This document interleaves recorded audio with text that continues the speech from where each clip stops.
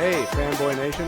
This is your pal Daffy Duck, and you're watching. We're watching Fanboy. Fanboy, fanboy, etc. Fanboy Nation. I assume Tom. At this time last year, this room, we announced that Major League Soccer and Apple TV Plus were teaming up with acclaimed award-winning producers Box to Box Films for the first ever all-access docuseries exploring the world of soccer in North America. The MLS season is known to be intense and unpredictable, and this past season wasn't anything different. It's been a remarkable year for Major League Soccer with more than 12 million passionate fans flocking to games in 2024. And the fan base continues to expand. This year's a special one. Soccer is the biggest sport in the world, and it's the sport of the future in North America. And it is the 30th season of Major League Soccer, and we will add our 30th club. It cannot be a more exciting time to be a soccer fan with the Club World Cup coming here as well. And now, for the first time ever, Major League Soccer fully opened its doors. Throughout the entire 2024 season, the box-to-box team was capturing all the action, whether it's at a game, a practice, going into the team locker rooms, or getting up and close and personal with players at home. The docuseries will lift the veil on the behind-the-scenes drama of one of the best seasons in league history. Fans will get to step into the season like never before. It is led by individual character-driven stories. Box to Box is known to be the best in getting in deep with their unrivaled storytelling. The series showcases how the league continues to evolve and grow, buoyed by the unwavering passion of its supporters from every corner of the nation. So without further ado, we are proud to show the first look of this series, Onside, that will premiere on February 21st.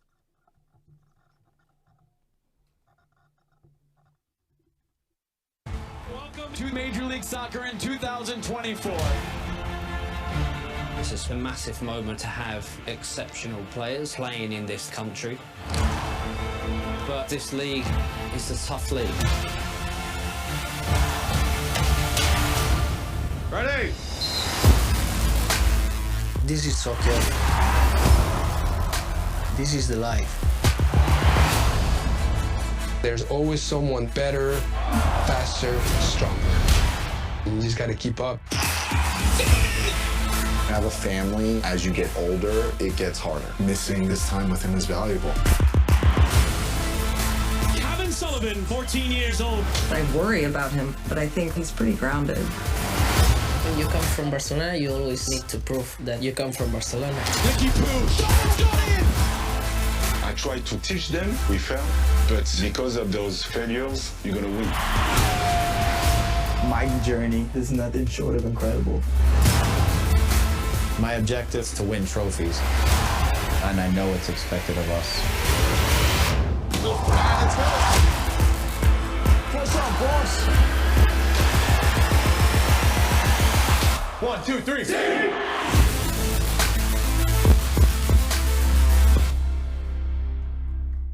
I agree. Goosebumps. As you see, every player in the series has a story to tell. So today, we are excited to have two players that will be featured in the 8-part docuseries.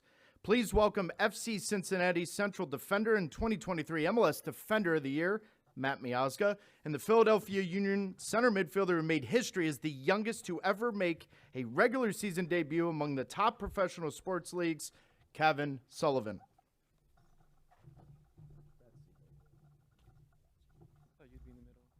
You want me in the middle, Matt, or no? I figured you could kick Kevin if you wanted to. Age before beauty. So, Matt, I'm going to start with you. Was it awkward? Was it interesting having cameras following Cincinnati, following your injury rehab at times, but also at the beginning of the season? Just go through, like, what it was like. To be fair, they did a really good job about kind of hiding behind the scenes. It always is a bit awkward when, you know, you're kind of just hanging out with the guys. Yep. And you got a mic on you and you can't say certain things, or you got to be mindful, or you say something and you're like, oh, snap. Make sure you cut that out. You know what I mean? But same.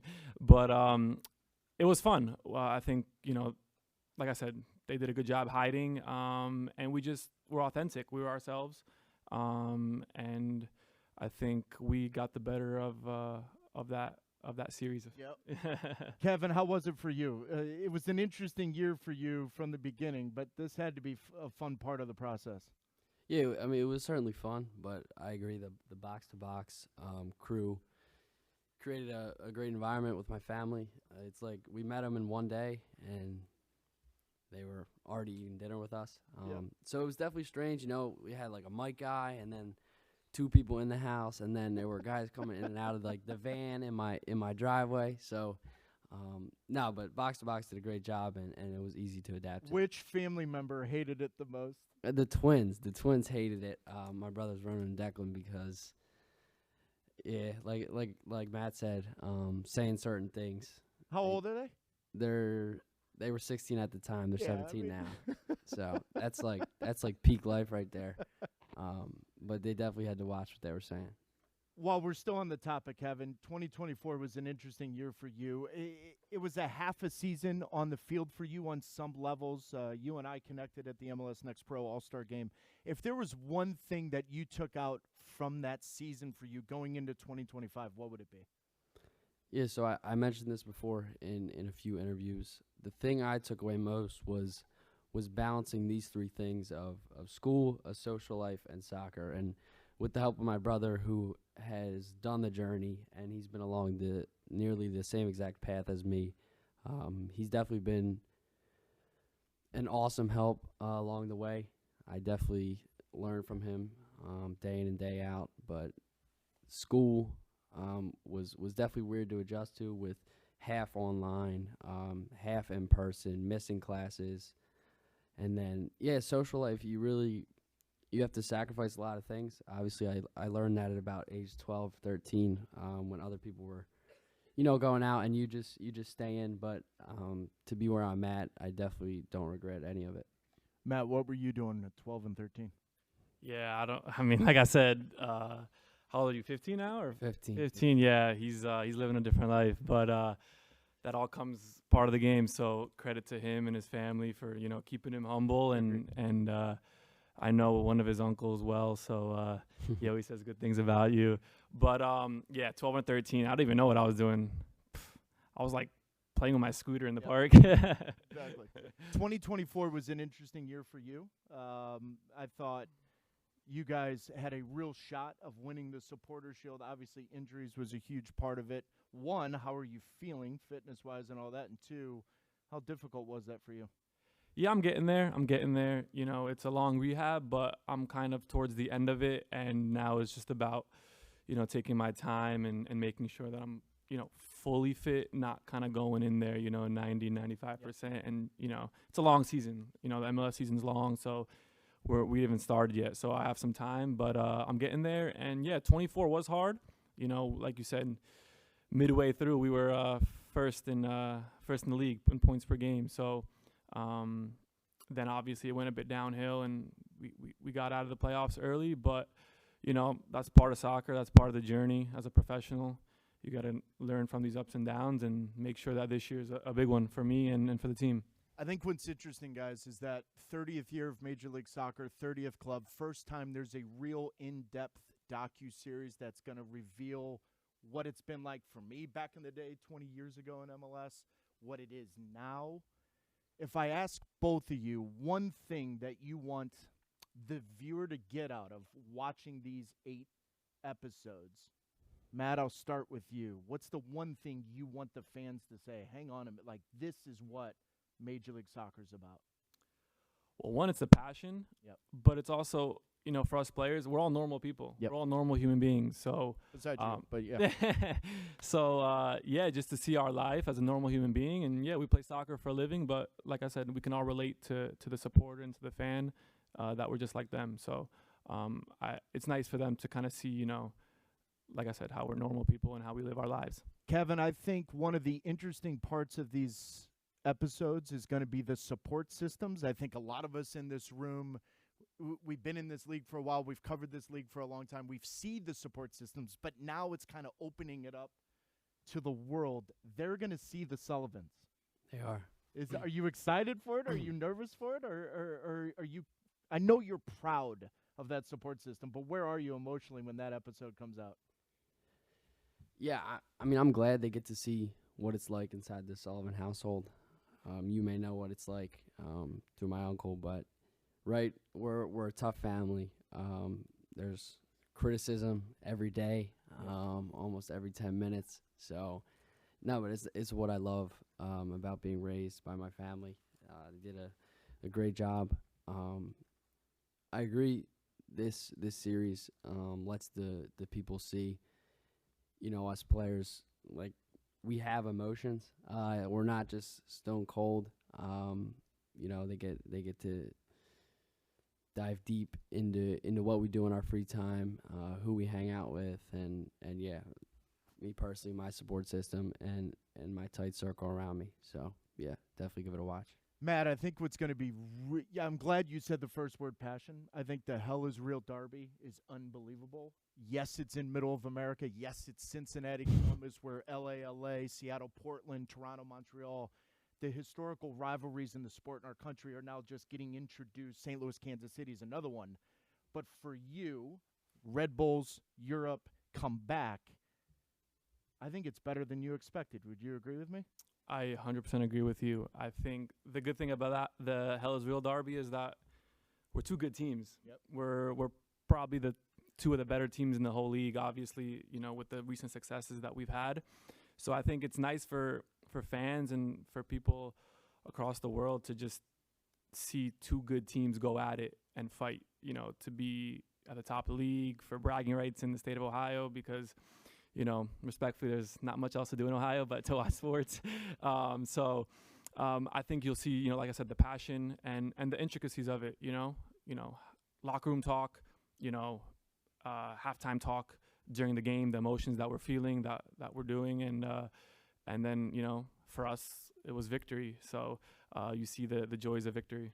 I think the Drive to Survive docuseries for F1, I think the same kind of impact that series had on a non-F1 fan like myself.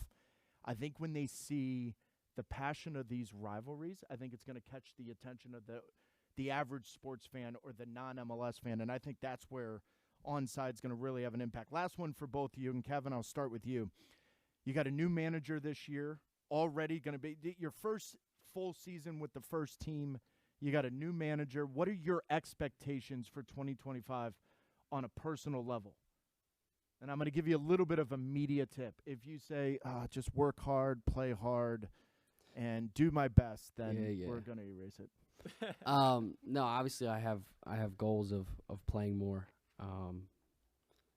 being a consistent player. But as a team, I think, right, new coach, new players. It's a new year. Obviously, we want to redeem ourselves for 2024. I think we let down ourselves, the organization, more importantly, the city of Philadelphia. So, yeah, 2025 is a big year, and I'm looking forward to it, but we're going for the MLS Cup for sure. I love it. That's a good answer. 15. Huh. 15 years old, media training. 15, yeah. Until Matt Miazga two-foot you from behind. Matt, last question I have for you.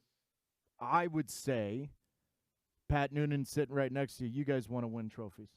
Would you agree with me? 100%. Every competition we're in, we want to win. I think that's been shown in the past few years that we've been in, late rounds of, MLS Cup, winning Supporter Shield, being at top of the table, stuff like that. So we got a good team. We got the investments from the front office and from ownership. And we're going after it. We have a great locker room, winners, experienced guys, young talents, and the goal is to win. Matt Miazga, Kevin Sullivan, everybody. Thank you guys, and I'll see you down the road. Thank you. Thank you. While Kevin and Matt exit, I now want to bring to the stage the co-founder of Box to Box Films, Emmy Award-winning executive producer Paul Martin, and MLS Vice President of Premium Content Partnerships, Jem Benedict. So Paul and Jem, join me, please.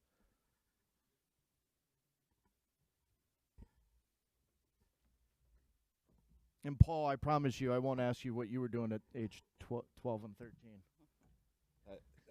He blows my mind every time I hear him talk and watch him play. And he's good, buddy. He's good. Let's start with you, Paul, because I think from my experience of watching Drive to Survive, there was always this theme in each, say, part episode, if you will. What were some of the themes for you that were prominent this season as you guys are looking at the footage and the stuff that you have? Yeah, I think the great thing about making these shows is you know, I think we were sat here 12 months ago at the launch of it, and we had an idea of who was going to be in it and what it was going to look like. And you know, I'm sort of pleased to say, you know, 12 months later we're back and we've finished the series, and it's completely different from what I thought 12 months ago. And it's, you know, it's because of, you know, two of the characters that you just had on stage that you, until you get into it and until you see these players up close, or you see the club owners, or you see the coaches, you're never quite sure what those kind of themes are going to be. And they're always slightly different. You know, I think every sport that we go into and we make shows in, I'm always struck by the differences between athletes and how they approach, you know, being kind of the elite of their sport. And soccer was a really interesting one to go. One, it's, you know, the clubs are, you know, 11 people on the pitch, and you've still got to kind of boil it down to kind of individuals and find those kind of themes. And you know, I think we landed on some really good storylines. I mean, you touched on it, the Hell is Real derby, and I think just that idea of like, hey, here's this soccer derby that's as intense as any you'll find around the world, and guess where it happens? And majority of the world would be like, wait a minute, Cincinnati, Columbus, where the hell is it? Yeah, you know what I mean? And you know, and I think it was things like that we really lent into. And then, you know, the emergence of kind of Cavern was something. You know, there was two things really with that. Of one, a 14-year-old's going to play professional soccer. Like, really? Is that really going to happen? And you see him play, and you're like, okay, he's great. But then we were also very mindful that we were dealing with a 14-year-old kid, and did we really want to put the spotlight on him? And then the moment you meet the family and you meet him, you're like, okay, this kid has to be in this series, you know. And so it was things like that. You said it was different. I'm going to interrupt you. Sorry. You said it was different than what you thought it would be 12 months ago, for better or worse. Oh, better. Like, always. Because we all come in when we do TV stuff, and you do stuff, you have expectations. But I can tell, talking to you back there, seeing some of the clips, it had to be better than what you thought. Definitely. I mean, because you know, I mean, listen, I'm always slightly pessimistic when I go into, or not pessimistic, but nervous. Of like, where are you from, by the way?